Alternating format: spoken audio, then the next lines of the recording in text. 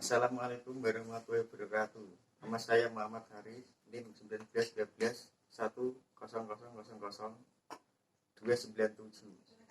Saya akan mempresentasikan pengenalan revolusi industri dari 1.0 hingga 4.0 untuk tugas UTS Bahasa Indonesia yang diampu oleh Dwi Sinta Eka Farida MPD.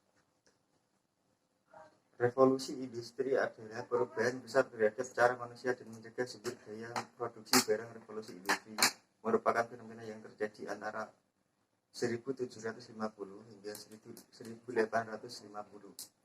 Saat ini terjadi perubahan secara besar-besaran di bidang pertanian, manufaktur, pertambangan, transportasi, dan teknologi. Perubahan tersebut ikut berdampak pada kondisi sosial, ekonomi, budaya, dan di dunia. Revolusi industri 1.0. Revolusi industri yang pertama terjadi pada abad ke-18 ditandai dengan penemuan produksi barang. Saat itu di Inggris, mesin uap digunakan sebagai alat tenun mekanis pertama yang dapat meningkatkan produktivitas industri tekstil. Peralatan kerja yang awalnya bergantung pada tenaga manusia dan hewan akhirnya digantikan dengan mesin tersebut. Selain itu, mesin uap digunakan pada bidang transportasi. Transportasi internasional pada masa itu adalah transportasi laut yang masih digunakan tenaga angin.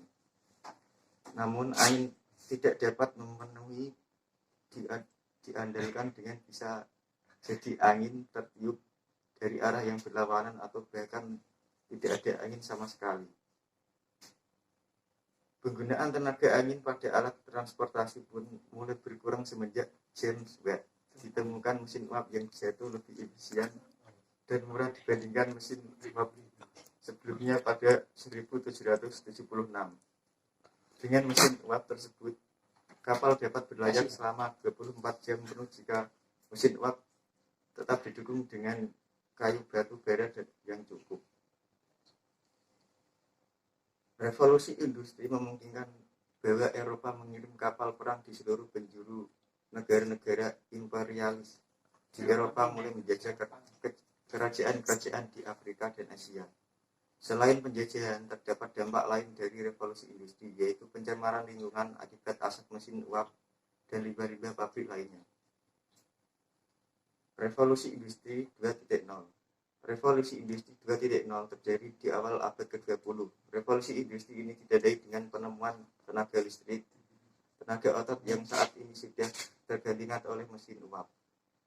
Perlahan mulai digantikan lagi dengan tenaga listrik. Walaupun begitu, masih ada kendala yang menghambat proses produksi di pabrik, yaitu masalah transportasi. Di akhir 1800-an, mobil mulai diproduksi massal. Secara produksi massal ini tidak lantas membuat proses produksinya memakan waktu yang cepat, karena setiap mobil harus dirakit dari awal hingga akhir di titik yang sama oleh seorang perakit mobil. Akhirnya,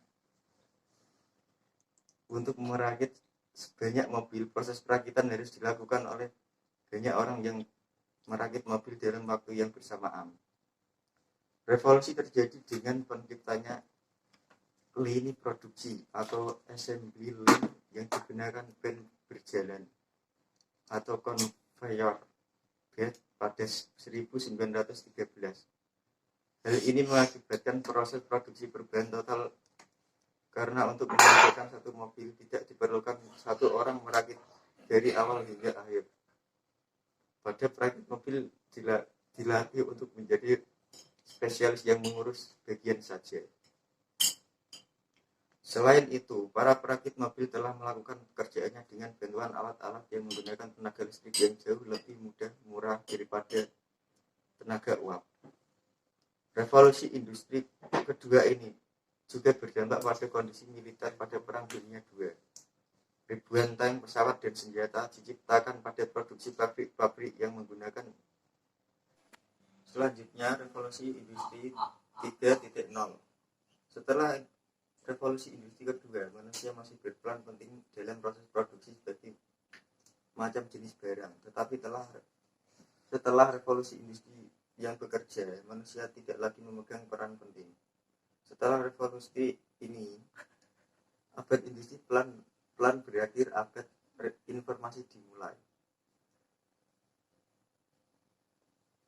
Selanjutnya, revolusi 4.0.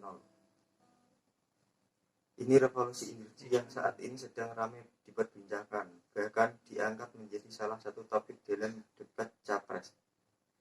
Revolusi industri 4.0 adalah tren di dunia industri yang menggabungkan teknologi otomatisasi dengan teknologi siber. Istilah industri 4.0 berasal dari sebuah proyek dalam strategi teknologi canggih pemerintah Jerman yang mengutamakan komputerisasi pabrik.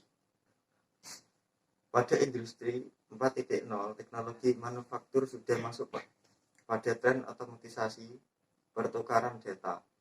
Hal ini disebut mencakup sistem fisik, internet, big dan cognitive computing. Sekian presentasi dari saya. Assalamualaikum warahmatullahi wabarakatuh.